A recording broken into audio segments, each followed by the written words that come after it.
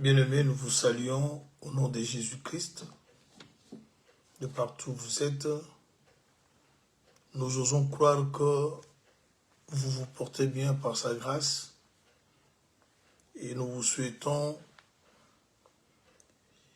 une excellente journée. Pour vous qui êtes à journée, pourquoi pas une excellente nuit à ceux qui sont la nuit. Un bon début de semaine et que ce nouveau mois de novembre vous soit favorable, que le Seigneur vous accompagne dans tout ce que vous aurez à faire. Nous sommes très contents de vous savoir nombreux et partout où vous êtes pour ce direct. Et nous, comme nous l'avons dit hier, nous commençons avec un nouveau sujet, un nouveau thème sur l'acquisition du salut. Hier, on avait introduit notre sujet et maintenant là, nous voulons commencer maintenant à évoluer parce que c'est un sujet très important. Alors, nous avons des écritures que nous allons nous servir avec pour pouvoir parler de ces sujets importants. Nous avons l'écriture de 1 Thessaloniciens chapitre 5, le verset 9. Et nous avons également l'écriture de Ésaïe chapitre 26, le verset 20 au verset 21. Ce sont là nos deux écritures qui vont nous aider à pouvoir parler de ces sujets très importants sur le salut. Si vous me permettez, je vais lire ces deux écritures pour pouvoir commencer avec notre enseignement de ce matin. Une fois de plus, que Dieu vous bénisse. Vous qui dépendez de sa parole, vous qui aimez sa parole. Je suis dans 1 Thessaloniciens au chapitre 5e. J'ai lu le verset 9. Car Dieu ne nous a pas destinés à la colère, mais à la possession du salut par notre Seigneur Jésus-Christ.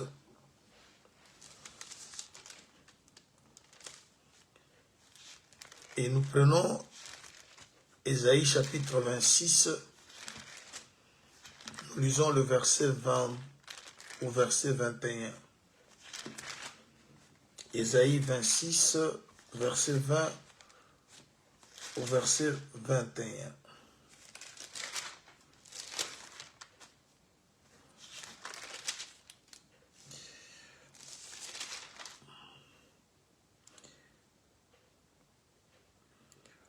Va mon peuple, entre dans ta chambre et ferme la porte derrière toi. Cache-toi pour quelques instants jusqu'à ce que la colère soit passée. Dans cet enseignement,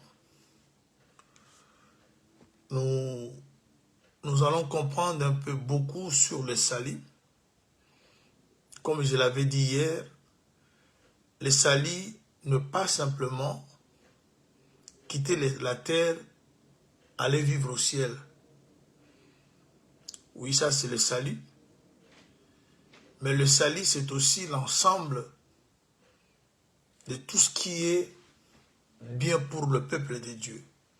J'avais essayé d'énumérer quelques points comme dans le salut, il y a la consolation. Dans le salut, il y a la nouvelle identité.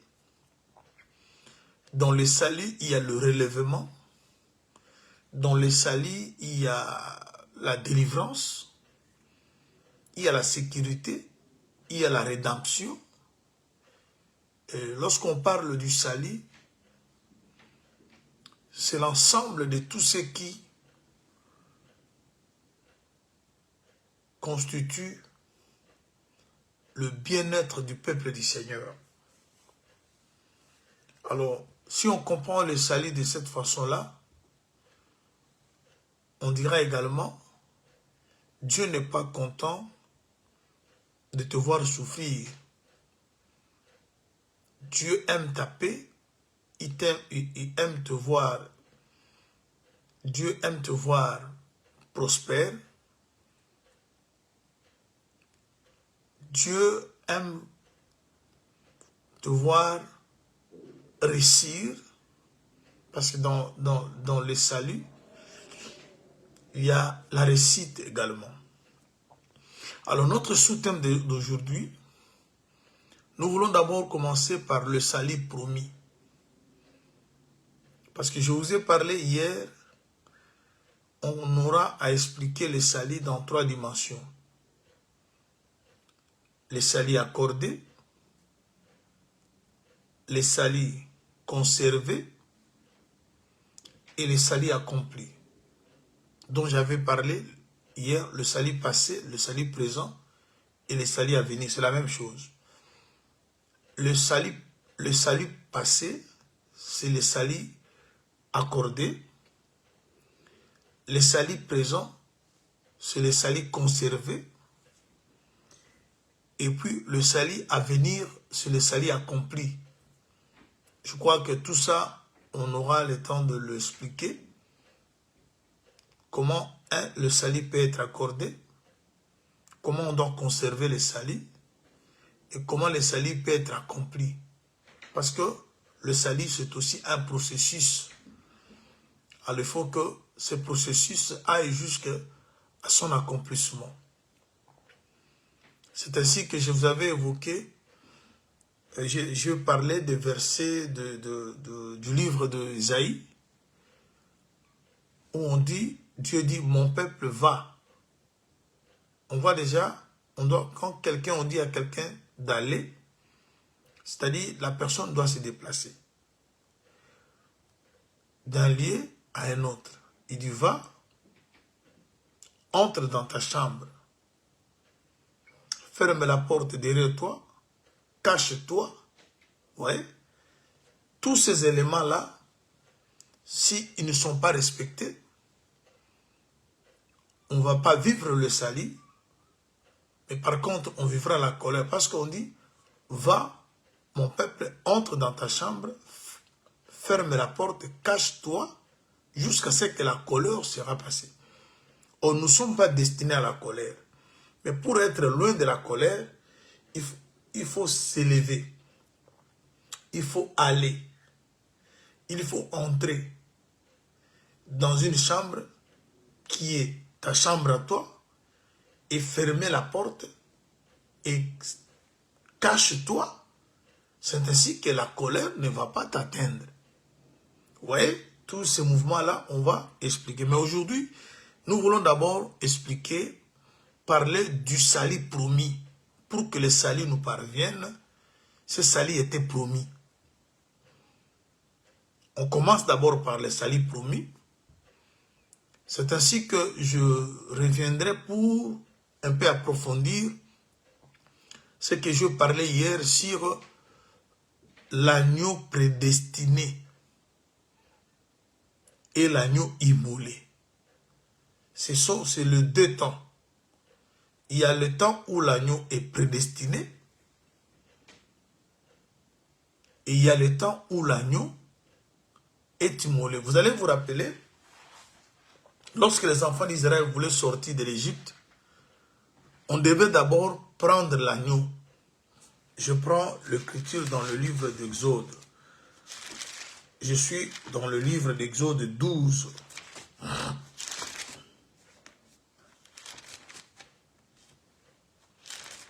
Exode 12.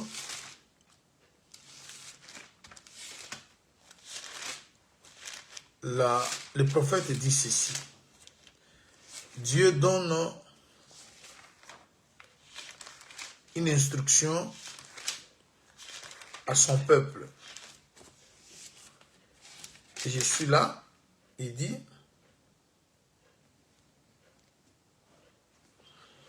l'Éternel dit à Moïse et Aaron dans le pays d'Égypte, ce mois-ci sera pour vous le premier mois, et il sera pour vous le premier mois de l'année.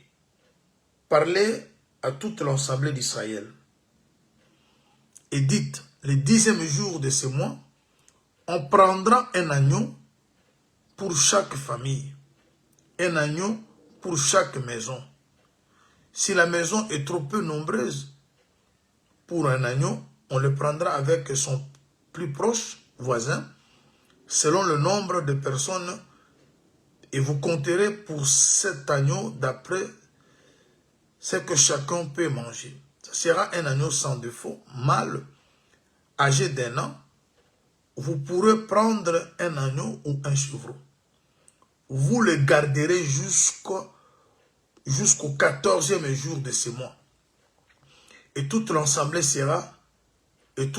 d'Israël l'immolera entre les deux soirs.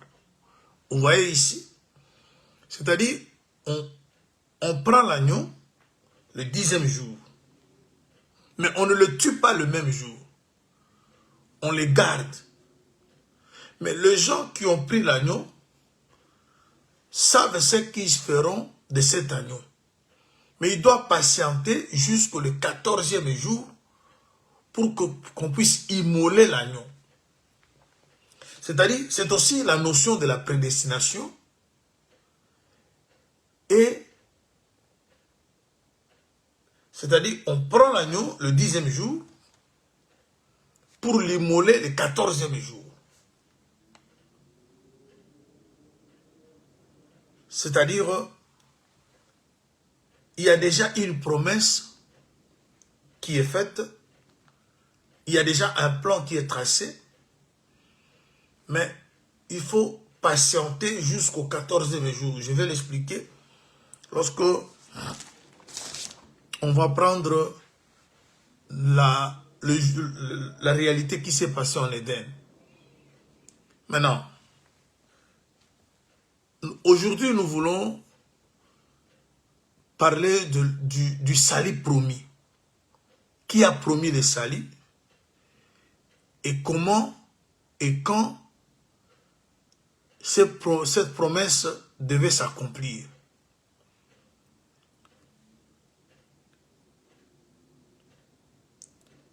Je prends une écriture.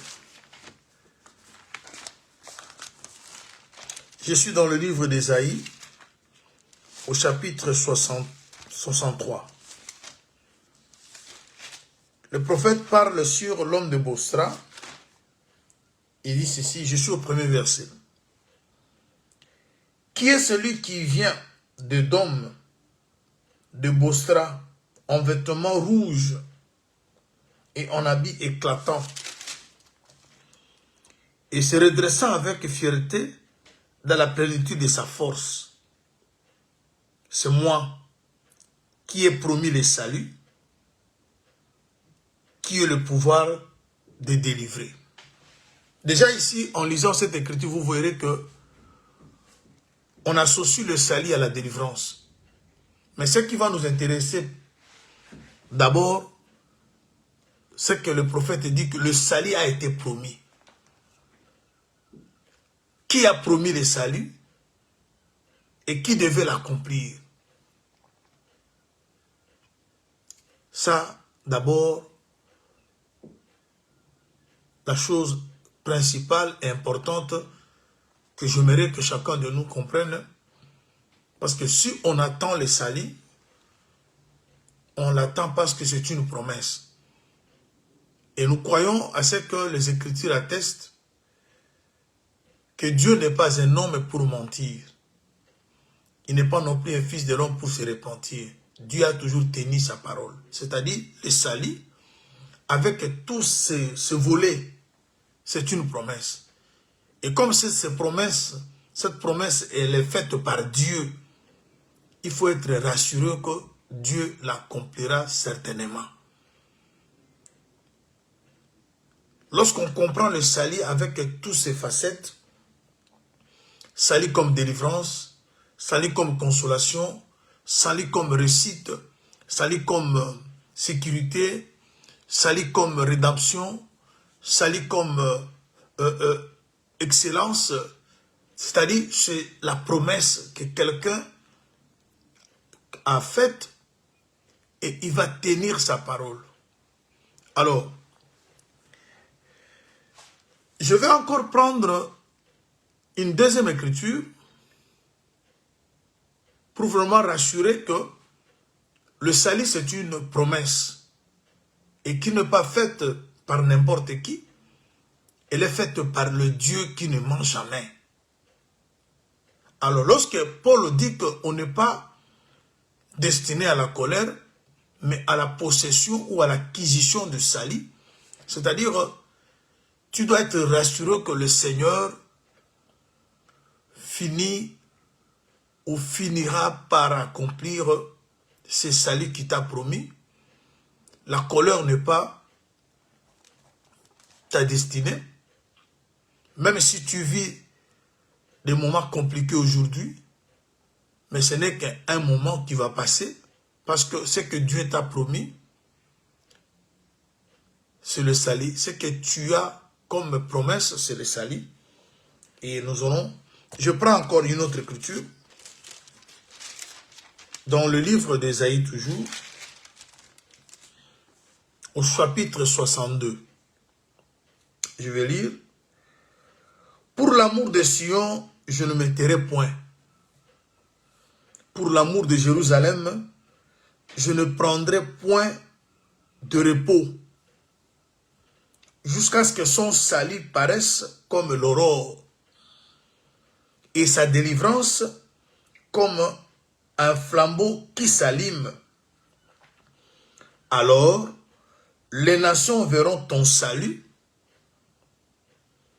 et tout le roi de ta gloire, et l'on t'appellera d'un nouveau nom, d'un nom nouveau, que la bouche de l'Éternel déterminera. Vous voyez? Ici, c'est encore une autre écriture qui affirme que le salut c'est une promesse, et quelqu'un travaille pour son accomplissement. Quelqu'un dit, je ne me donne pas le repos, je suis en train de bosser, de travailler, jusqu'à ce que le salut promis paraisse comme l'aurore. C'est-à-dire, dans le salut, on a la lumière, parce que l'aurore part de la lumière. Et le salut qui va se manifester dans ta vie sera une lumière. C'est tellement riche, toutes ces choses, on va essayer de les détailler, de les décortiquer, une après une, selon la mesure, la grâce que le Seigneur va nous accorder. Il ajoute encore, et sa délivrance comme un flambeau. C'est-à-dire, dans le salut, il y a aussi la délivrance, et cette délivrance est comme un flambeau. Et quand on parle du flambeau, on parle toujours de la lumière. Retenez ça, parce qu'on reviendra dans ça pour essayer un peu d'approfondir. Alors, les nations verront ton salut. Le salut ne se cache pas. Le salut, lorsqu'il vient dans la vie de quelqu'un, il est visible. On le voit. Les gens qui sont tout autour de la personne qui a reçu le salut doivent voir que le salut est entré ici. Quand le salut entre dans une maison, le salut ne se cache pas. Les gens qui sont tout autour remarquent que il y a une identité nouvelle qui est donnée, parce qu'il a dit jusqu'à ce qu'on t'appellera du nom nouveau. C'est-à-dire le salut apporte une nouvelle identité. Et cette écriture d'Ésaïe, à la base, elle est prophétique. Mais cette écriture prophétique, elle est aussi doctrinale, elle est aussi évangélique. Parce que l'écriture est inspirée. L'écriture,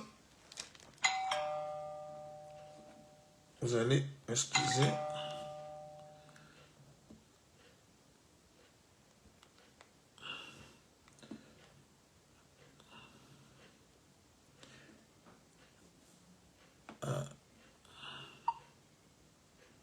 L'écriture est inspirée, l'écriture est utile pour convaincre, instruire, comme le frère Paul a signalé dans 2 Corinthiens 3, 2 Timothée, voulais-je dire, 3,16. À la base de cette écriture d'Ésaïe 62, comme d'Ésaïe 63, elle est prophétique. Mais une écriture prophétique prend aussi le sens évangélique, prend aussi le sens doctrinal, prend aussi un sens de la révélation. Ça, je sais que vous le savez déjà, ça ne pose pas un problème. Alors, le salut, c'est quoi? Le salut, c'est le fait d'échapper à un danger. C'est-à-dire, lorsque vous êtes devant un danger et que vous échappez à ces dangers-là, c'est aussi le salut. Échapper à un mal, c'est le salut. Voilà pourquoi le livre des psaumes, dans son chapitre 34, au verset 7, nous dit « L'ange de l'Éternel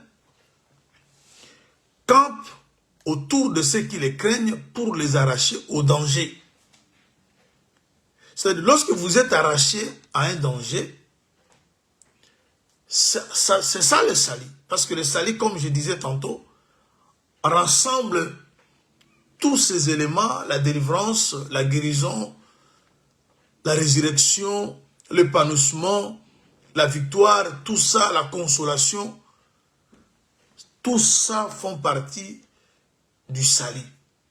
Alors maintenant, quand le salut vient dans la vie de quelqu'un, c'est pour le faire échapper à un danger. Et comme le verset que je viens de citer, Psaume 34, 7, on parle de l'ange de l'Éternel. Vous allez remarquer, on est dans le livre d'Exode chapitre 14. Israël sort de l'Égypte, il marche vers Canaan. Avant de traverser la mer Rouge, il était encore, parce qu'ils étaient déjà dans le désert. Le danger, c'était quoi? Le danger, c'était la mer Rouge qui était devant eux. Le danger, c'était quoi? C'était Pharaon qui venait avec son armée derrière. Mais pour que la délivrance puisse être accordée à Israël, vous savez ce que Dieu a dit à Israël, mais on parle de la présence de l'ange de Dieu. L'ange qui était devant est parti se mettre derrière. La nuée qui conduisait le peuple qui était devant, elle est partie se placer derrière. C'est-à-dire, cette délivrance qu'Israël a obtenue ce jour-là, il y a eu la présence de... Ça parle aussi du salut. Parce que lorsque Pharaon venait, il venait pour les exterminer. Pharaon cherchait à les tuer. La mort, j'aimerais que vous lisiez avec moi, c'est que les Israélites ont dit, lorsqu'ils ont vu Pharaon venir, je suis dans Exode chapitre 14. Exode 14, je lis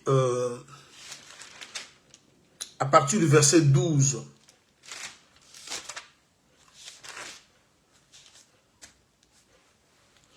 N'est-ce pas là ce que nous te disions en Égypte? Laisse-nous servir les Égyptiens, car nous aimons mieux servir les Égyptiens que de mourir au désert. Moïse répondit au peuple, ne craignez rien, restez en place et regardez la délivrance que l'Éternel va vous accorder en ce jour, car les Égyptiens que vous voyez aujourd'hui, vous ne le verrez plus jamais. L'Éternel combattra pour vous et vous gardez silence. L'Éternel dit à Moïse, pourquoi ces cris? Parle aux enfants d'Israël et qu'ils marchent. Toi, lève ta verge et tends ta main sur la mer et fends-la. Et les enfants d'Israël entreront au milieu de la mer à sec. Et moi, je vais endurcir le cœur des Égyptiens pour qu'ils entrent après eux. Et Pharaon et toute son armée, ses chars, ses cavaliers, feront éclater ma gloire. Les Égyptiens sauront que je suis l'Éternel quand Pharaon, ses chars et ses cavaliers auront fait éclater ma gloire. Le verset 19. L'ange de Dieu qui allait devant le camp d'Israël partit et alla derrière eux. Et la colonne de nuée qui le précédait partit et s'éteint derrière eux. Je vous ai amené ici simplement pour expliquer la délivrance, le salut, être échappé à un danger, demande la présence d'un ange. L'ange de l'Éternel campe autour de ceux qui le craignent pour les arracher au danger. Le salut, si tu peux comprendre le salut en un mot, c'est être échappé à un danger, à un mal. Le premier grand danger, c'est la mort éternelle. Et voilà pourquoi on a besoin du salut pour qu'on soit et puisse être épargné de cette mort éternelle. Alors, comme le salut c'est une promesse, nous venons de lire, Dieu a promis le salut. Lorsqu'une promesse est faite, il y a un temps qui passe entre la promesse et l'accomplissement de la promesse. C'est-à-dire l'homme à qui la promesse est faite, il est censé d'attendre sa promesse s'accomplir. Alors il s'est passé un moment où on attendait l'accomplissement de cette promesse appelée salut. Alors je prends une écriture, une autre écriture, parce que nous allons vite retourner en Éden, à la création, parce que vous verrez que le salut a été d'abord promis. Quand Dieu créait, il était en même temps en train de promettre le salut. Je vais vous faire savoir ça, mais j'aimerais prendre un petit témoin, pas un petit témoin, un autre témoin, pour que nous voyons que tout ce qui est salut tourne autour d'un seul homme. Je prends Luc. Je suis dans le livre de Luc.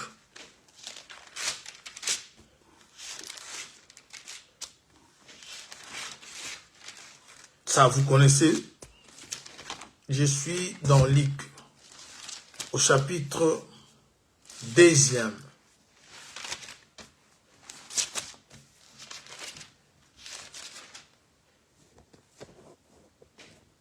Luc chapitre 2.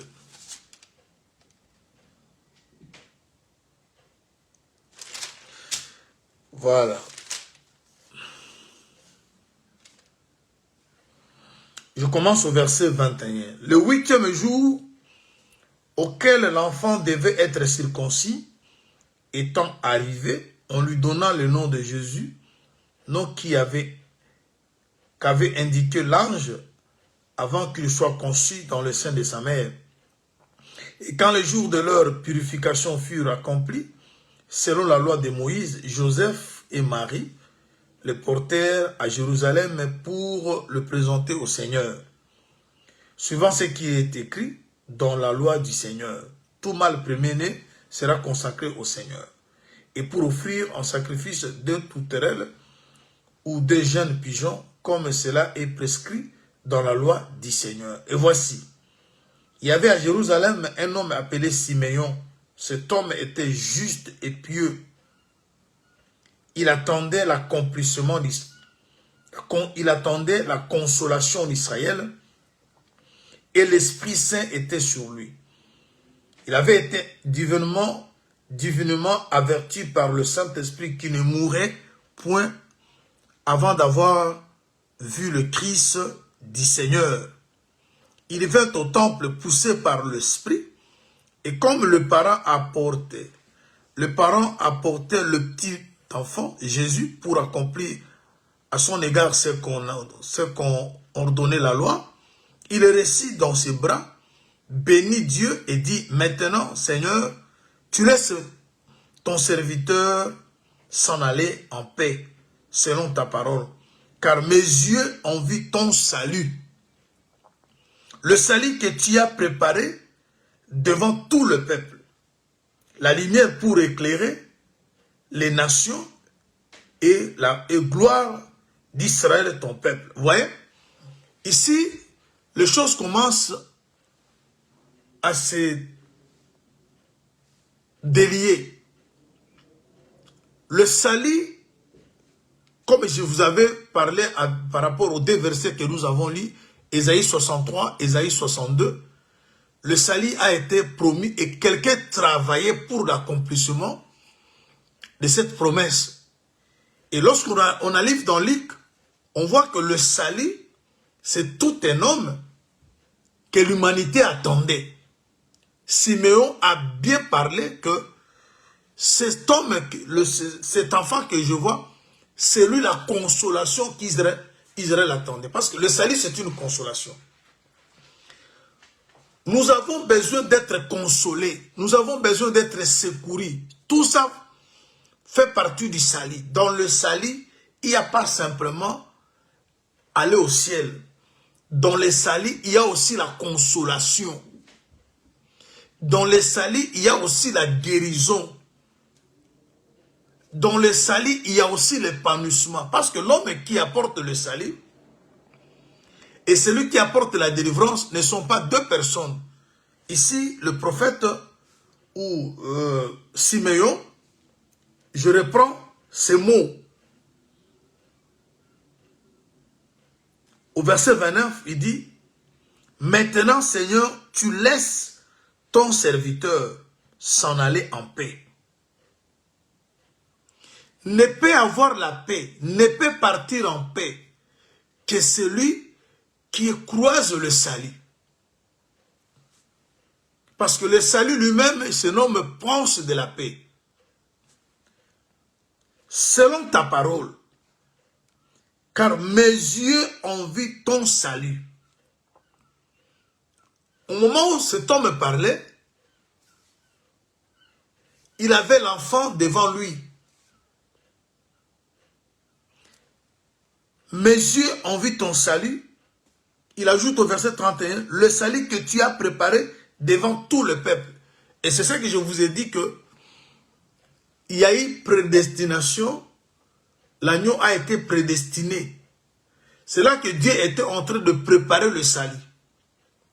Et dans la préparation du salut, on parle aussi de la promesse du salut. Comme nous avons vu, on prend l'agneau le 10e jour, mais on ne le tue pas le 10e jour.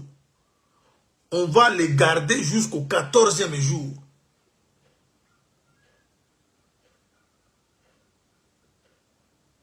Et c'est au 14e jour que l'agneau va être immolé. C'est-à-dire, on comprend que le 10e jour, c'est une date ou le jour qui vient avant le jour de l'immolation. Voilà pourquoi je vous avais dit que au ciel, l'agneau n'était pas immolé, mais l'agneau était prédestiné. Parce que au ciel,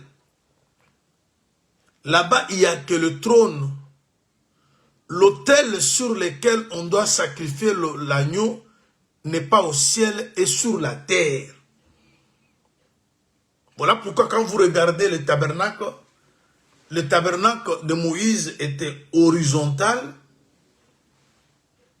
On commence dans le parvis, c'est là où on trouve l'autel des holocaustes. On part dans le lieu saint, on trouve la table de pain, le chandelier.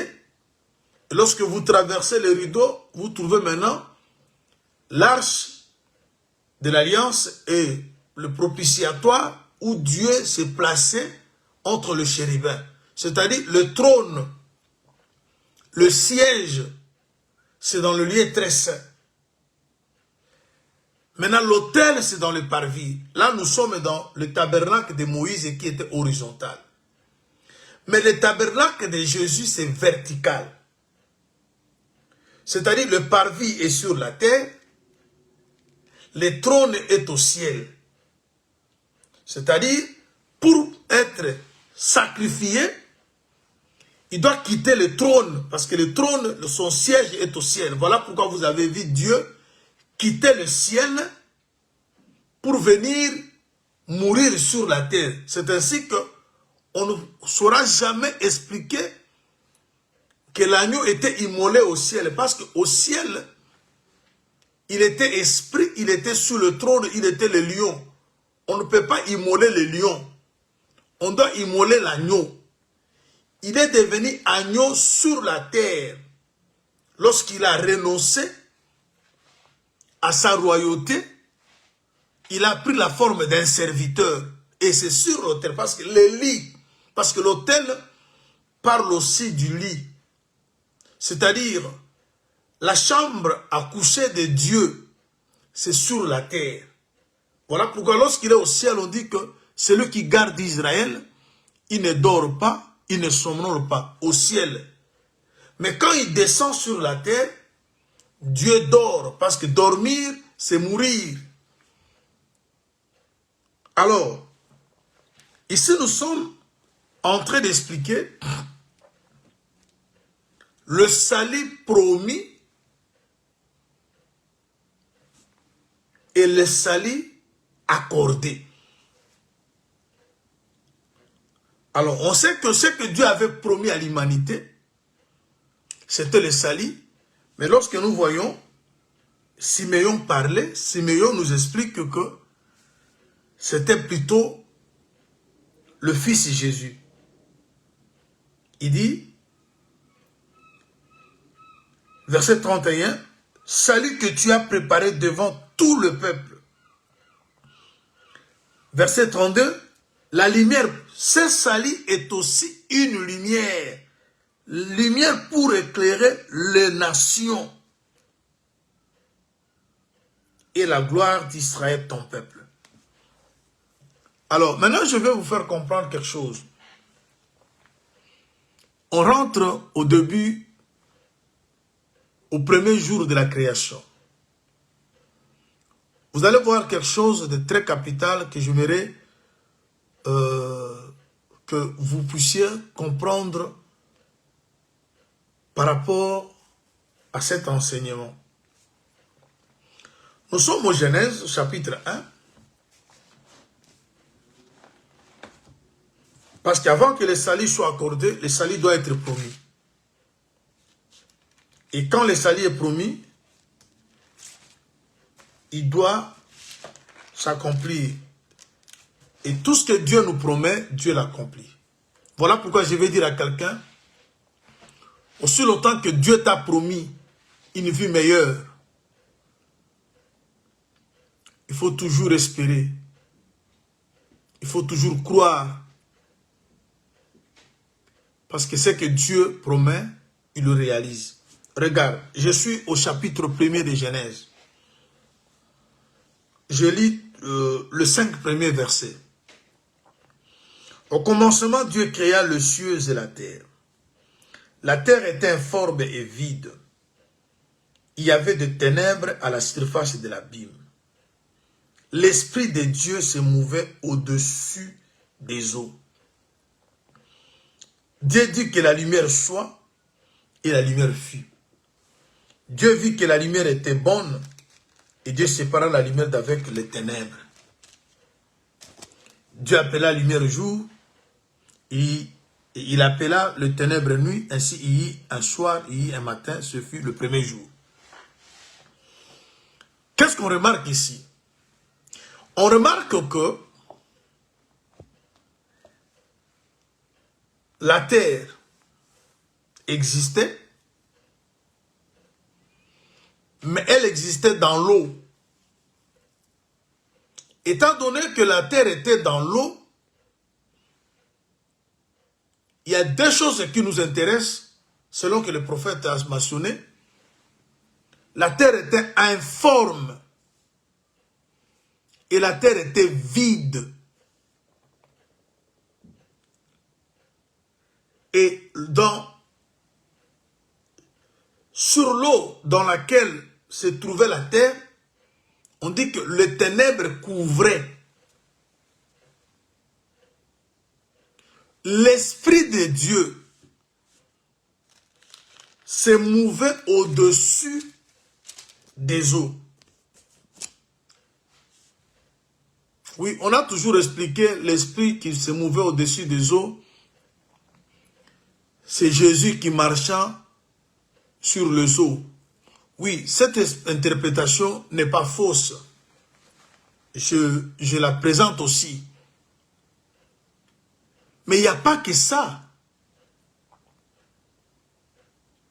L'esprit qui se mouve au-dessus des eaux, ça parle aussi du ciel. Ça parle aussi de la période avant que Dieu prenne la chair. Parce que vous allez remarquer, on dit que l'Esprit de Dieu se mouvait au-dessus des eaux. Si on reste dans les Écritures pour commencer à expliquer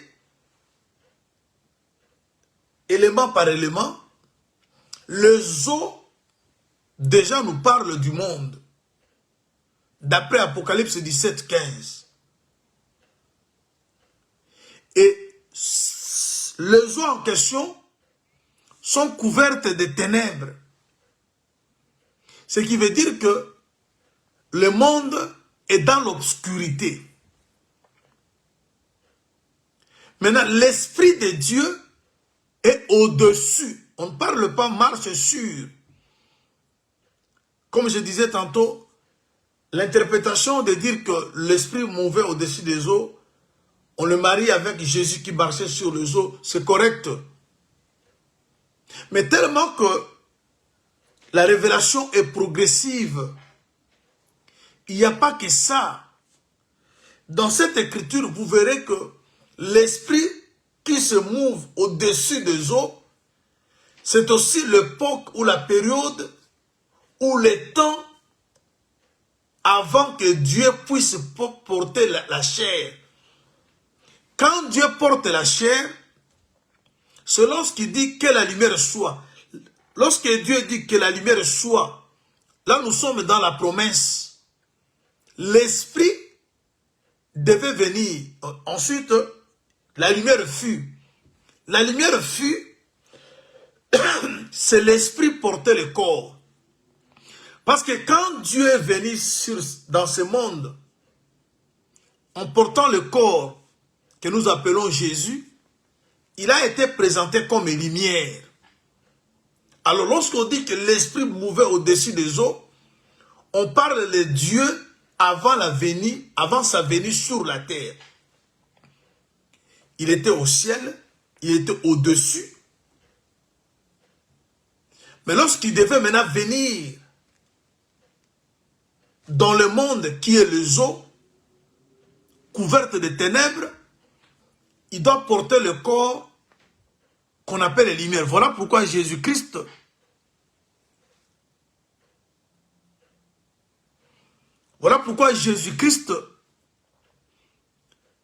il va se présenter, je suis la lumière du monde. Quand Jésus dit que je suis la lumière du monde, il était en chair. Il était dans le monde, ayant la chair. Et ici, dans cette écriture-là que je viens de vous lire, vous verrez même que on n'a plus parlé de la lumière Le premier jour, on parle de la lumière. Le deuxième jour, on ne parle pas de la lumière. Le troisième jour, non plus, on parle de la lumière. On revient, on parlait de la lumière au quatrième jour par le corps du soleil. Et ça explique aussi que la lumière du premier jour a été tuée, a été rejetée. Parce que lorsqu'on rejette la lumière de la manière où Jean explique, ça explique la mort. Et cette lumière rejetée devait rester 3 jours dans la tombe pour réapparaître le quatrième jour avec un autre corps. Parce que la Bible nous dit, lorsque vous êtes sémé, un corps est sémé méprisable, mais lorsque ce corps ressuscite, il devient glorieux. Permettez que je vous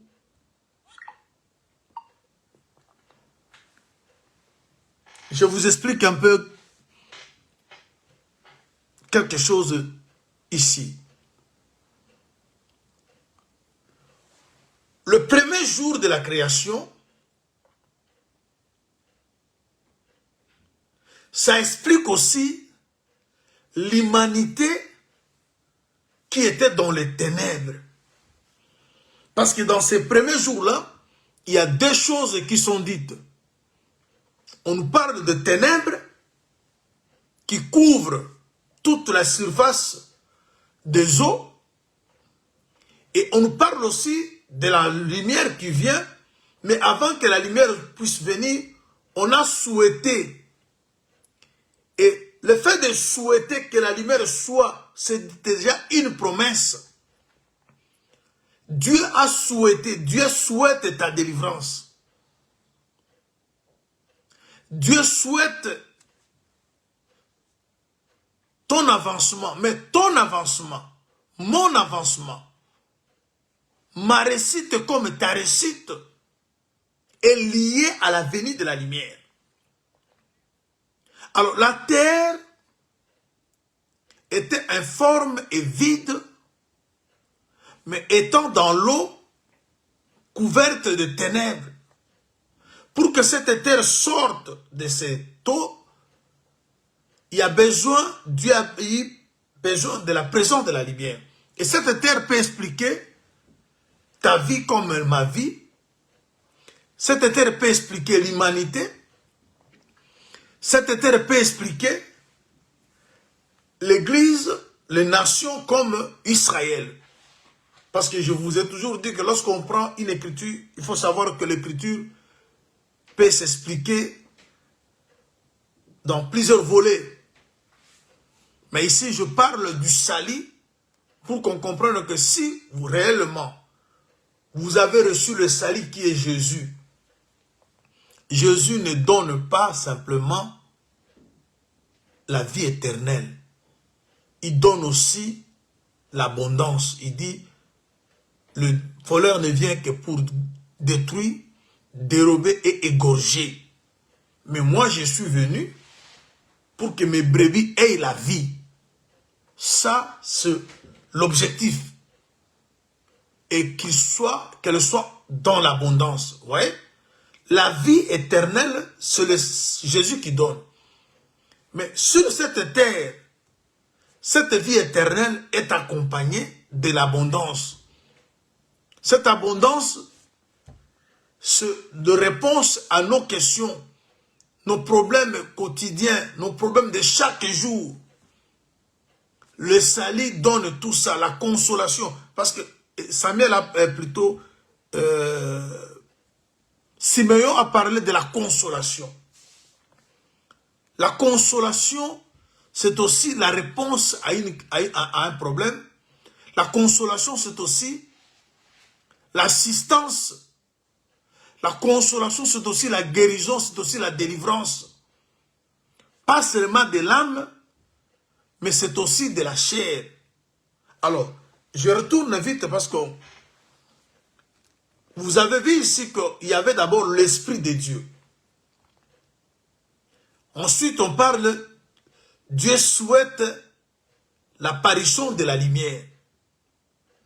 Et lorsque nous avons lu les Écritures ici, Ésaïe 62, 63, on a compris que lorsqu'on parle du salut, on parle également de la lumière.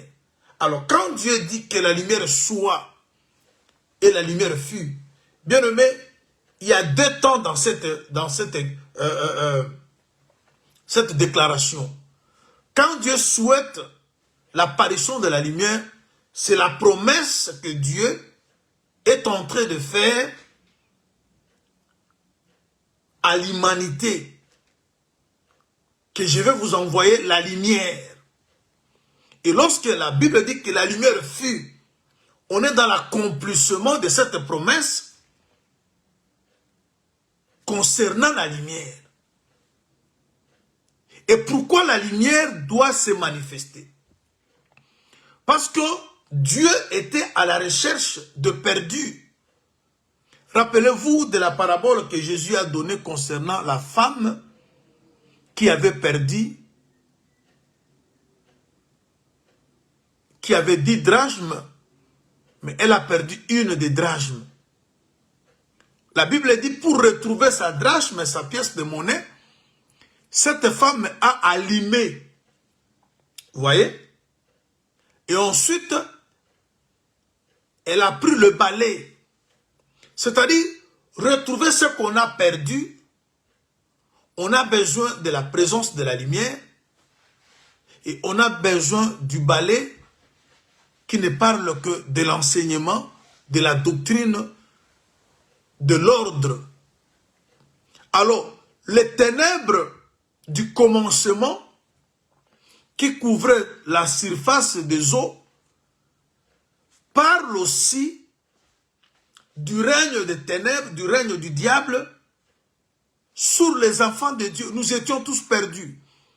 Parce que comme les voleurs ne viennent que pour détruire, égorger et dérober, c'est-à-dire ces ténèbres-là, c'était les voleurs qui a fait que la terre soit informe, qui a fait que la terre soit vide. On a été dépouillé, on a été... on nous a volé tout ce qui nous revenait. Vous voyez? Alors maintenant, pour que nous puissions récupérer et la forme et la plénitude, il aurait fallu que la lumière vienne. L'esprit qui se mouvait au-dessus des eaux devait maintenant descendre sur les eaux. Et c'est ce que Job nous parle. C'est que Moïse a expliqué dans Genèse, Job là aussi éclairé. Je prends rapidement. Je suis dans Job au chapitre 26.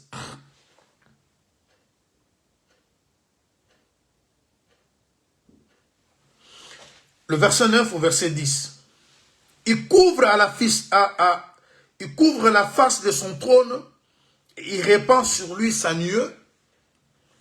Il a tracé un cercle à la surface des eaux, comme limite entre la lumière et les ténèbres.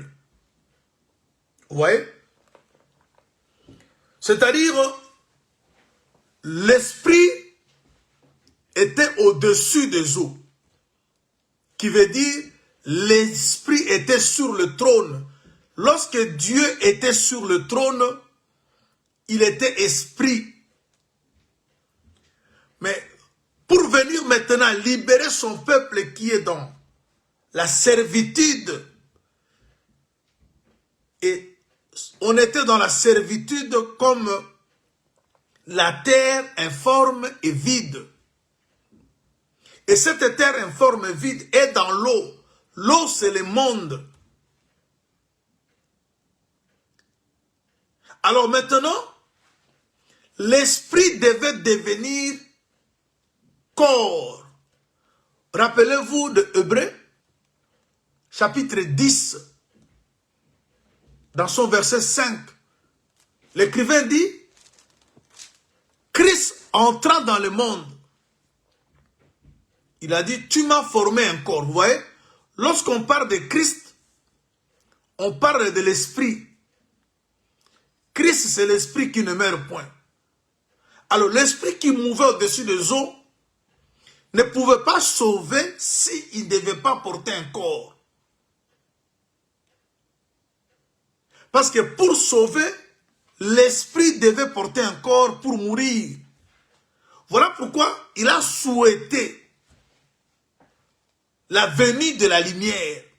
Ça, c'était déjà une promesse que Dieu était en train de faire à la terre, qui était dans l'eau, qui était informe et qui était vide. Cette terre, c'est aussi toi, c'est aussi moi. Lorsque nous sommes dans la servitude, lorsque nous sommes entre le maître de l'ennemi, étant voleur qu'il est, il ne peut que nous dépouiller, nous détruire, nous égorger. Alors Jésus dit que moi je suis venu afin que mes brebis aient la vie et qu'elles soient dans l'abondance. Et quand Jésus vient pour donner la vie et l'abondance, il s'est dit, je suis la lumière du monde. C'est-à-dire la lumière du... Et maintenant, la lumière va être maintenant haïe et tuée.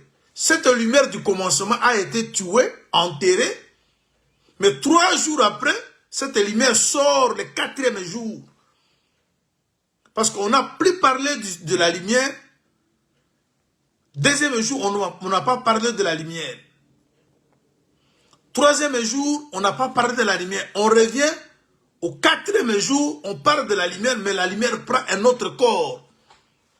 Parce qu'il a été semé avec un corps méprisable, mais il sort maintenant avec un corps glorieux. Voilà pourquoi il a été suspendu au ciel, selon qu'il est écrit dans le livre des Colossiens. Il a reçu un nom au-dessus de tous les noms, après avoir souffert l'œuvre de la croix, qu'il était placé plus haut. Alors, je voudrais ajouter quelque chose avant qu'on se sépare, parce qu'on continue sous la promesse. Je t'ai dit, mon frère, je t'ai dit, ma soeur, les promesses de Dieu sont certaines. Tout ce que Dieu t'a promis, il va l'accomplir. Dieu l'accomplira. La colère n'est pas pour toi. Je vais dire une chose. Lorsqu'on parle évangéliquement,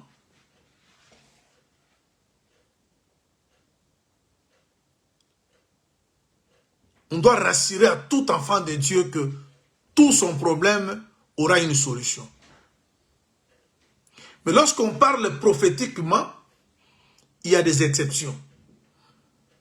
Il y a ceux qui seront sauvés et ceux qui ne le seront pas. Mais lorsqu'on est dans on parle évangéliquement, vous ne pouvez pas aller évangéliser et dire à quelqu'un, le Seigneur ne va pas te guérir, ta maladie ne sera pas guérie, ton problème n'aura pas de solution. Non. Lorsqu'on évangélise, on parle toujours que rien ne sera impossible. Tout ce que l'homme a comme problème aura solution. Mais lorsqu'on est dans la prophétie, le salut s'accorde à ceux dont leur nom est dans le livre. Mais lorsqu'on parle dans l'évangélique, on parle évangéliquement, on ne fait pas la notion du livre. Tout celui qui croit sera sauvé. Alors moi, je suis là en train de vous dire, le Seigneur t'a promis des choses. Et toutes ces choses vont s'accomplir. Mais en une seule condition, je voudrais que vous voyez, le Seigneur parle dans Ésaïe 8, verset 23.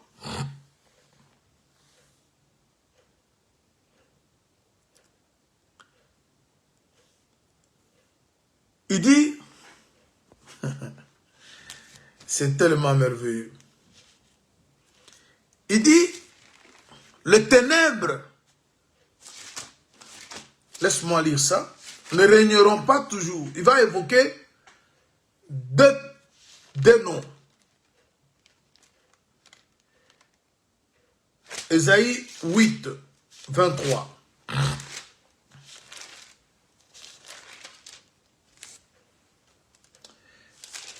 Voilà, il dit, mais les ténèbres ne régneront pas toujours sur la terre, où il y a maintenant des angoisses.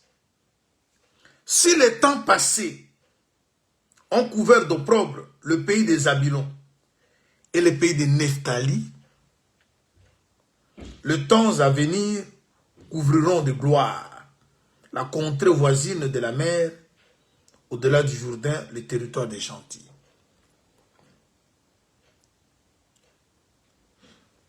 Vous voyez, ici, à la création, on parle de ténèbres. Et ces ténèbres s'imposent sur la terre, et la terre est dans la prison des eaux.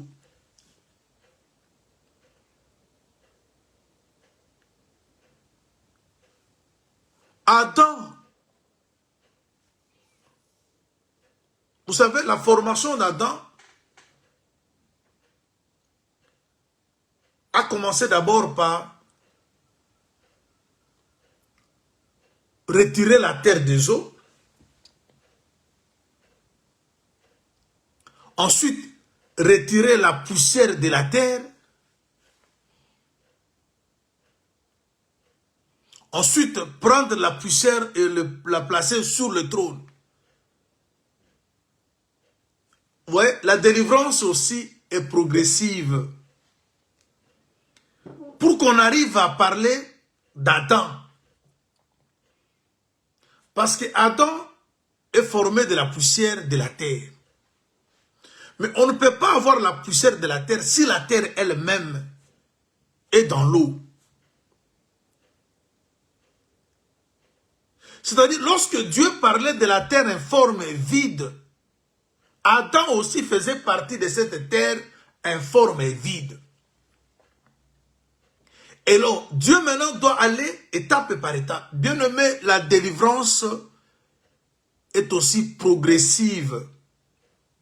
Dieu d'abord soutire la terre des eaux. Ensuite, soutire la poussière de la terre. Parce que ce n'est pas toute la terre qui a formé Adam. Adam est formé d'une partie de terre, c'est-à-dire la poussière qu'on retire de la terre. Mais pour que cette poussière soit retirée, la terre elle-même devait d'abord sortir des eaux. Maintenant ici, Ésaïe nous parle que les ténèbres ont régné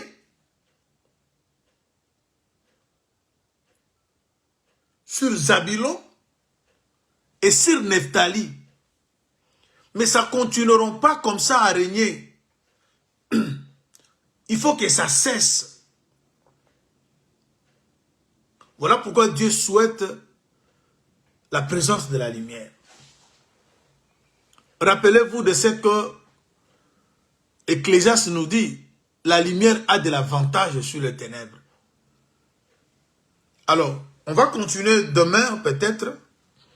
Mais je vais vous laisser partir avec quelque chose. Vous savez Zabylon, qui est Zabylon? Zabylon, il est 10e fils de Jacob.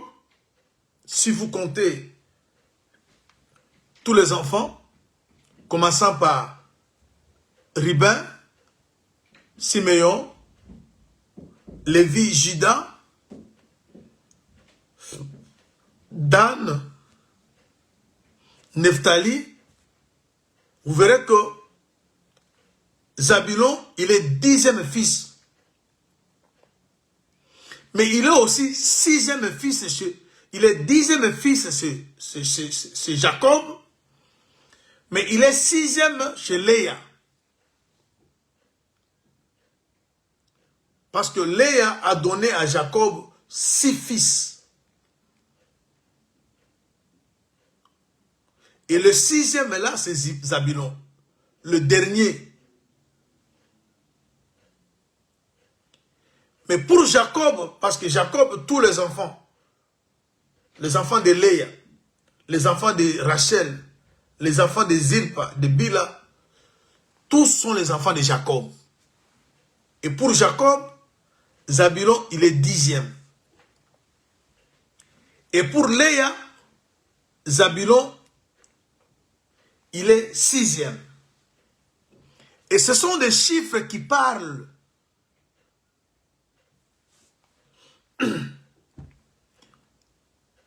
Alors, Nephtali, il est 6e fils de Jacob. C'est-à-dire, lorsque Rachel a cédé sa servante à Jacob, le premier enfant que la servante a donné, c'est Dan, qui est un 5e chez Jacob, ainsi que Nephtali, qui est 6e. Mais ici, on nous parle de Zabulon et de Nephtali,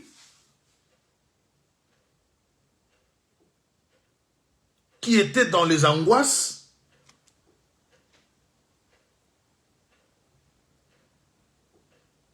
Ils étaient couverts de ténèbres, mais on promet que les ténèbres ne vont pas continuer à régner.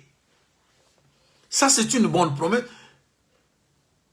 Vous voyez que, alors, quand vous regardez maintenant ce qui se passe au premier jour de la création, Zabulon et Nephtali étaient là. Si je veux vite expliquer le chiffre, le nombre, le chiffre 10, c'est aussi le chiffre qui parle des nations. Et le chiffre 6 parle aussi de l'humanité. Plus tard, vous avez vu qu'Adam, il a été formé le 6e jour. Et lorsqu'on voit le chiffre 6, on parle de l'humanité. Et nous comprenons que l'humanité tout entière sombrait. Et toi, comme moi, faisons partie de cette humanité dominée par l'obscurité, par les angoisses, par des problèmes. Mais on nous promet maintenant la délivrance qui vient par la lumière. Voilà pourquoi vous avez vu, Dieu souhaitait la présence de la lumière. Quand Dieu souhaite la présence de la lumière, comme je disais tantôt, c'était déjà une promesse du salut. Parce que lorsque le salut est venu, le salut était une lumière.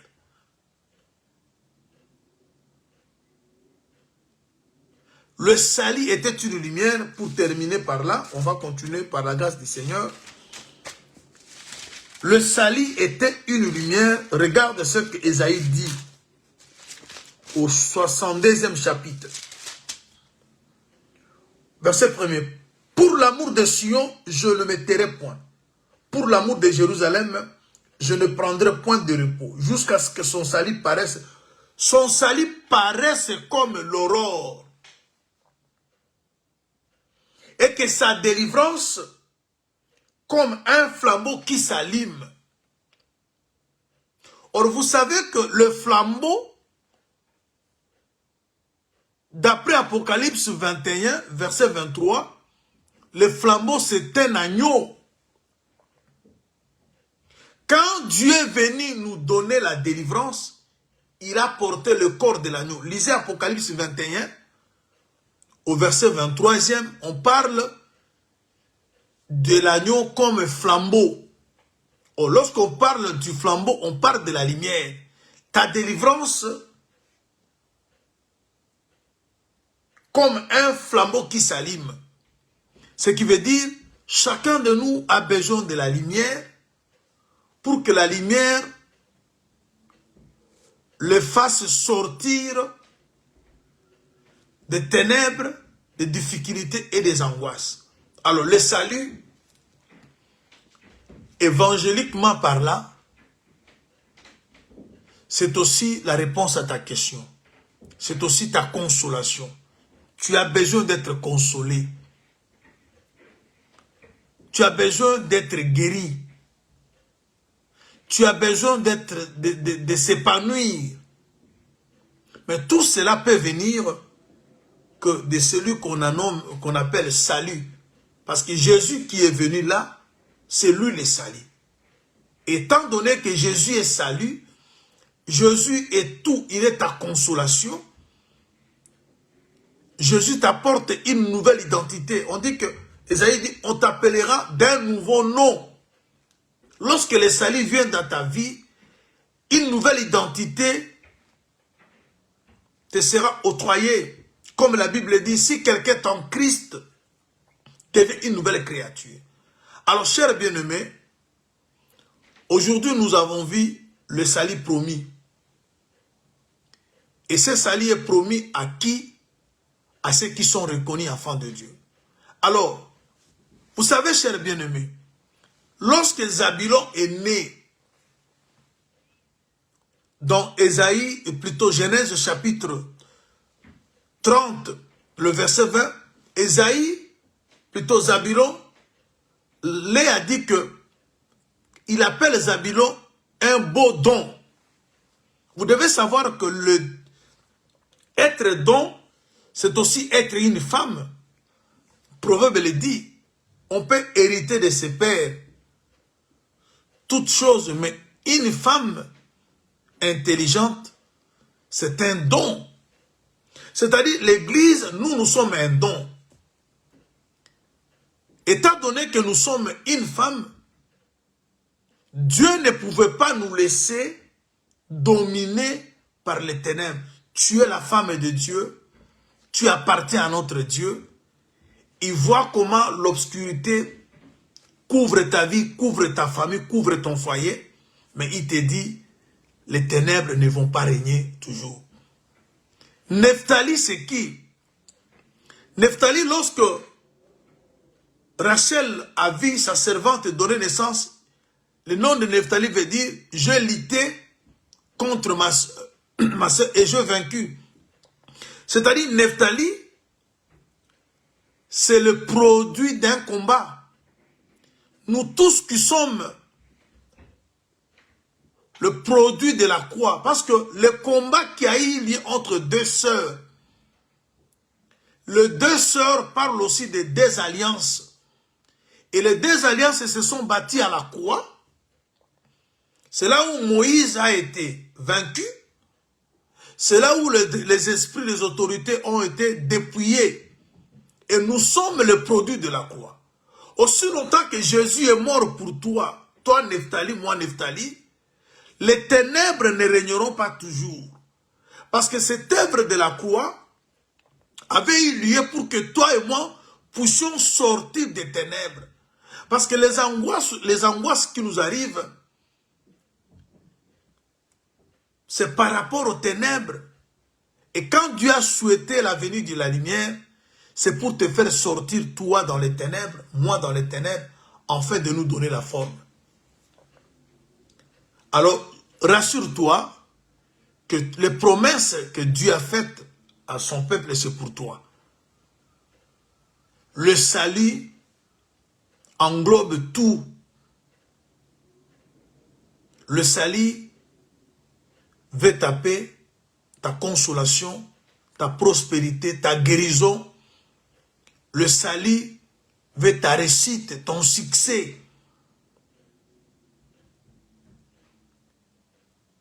Et il faut que tu portes maintenant un nom nouveau. Il faut que les gens voient ton salut.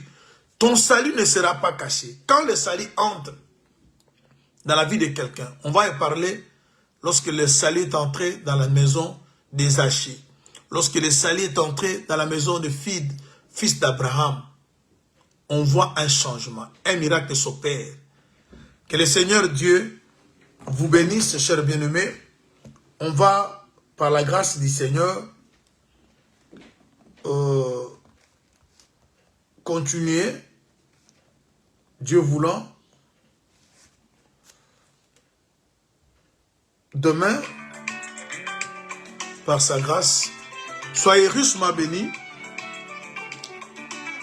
Que le Seigneur, l'amour du Seigneur, que les souhaits de Dieu pour toi s'accomplissent, que la lumière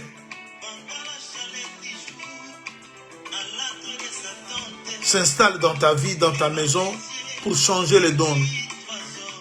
Soyez bénis au nom de Jésus-Christ.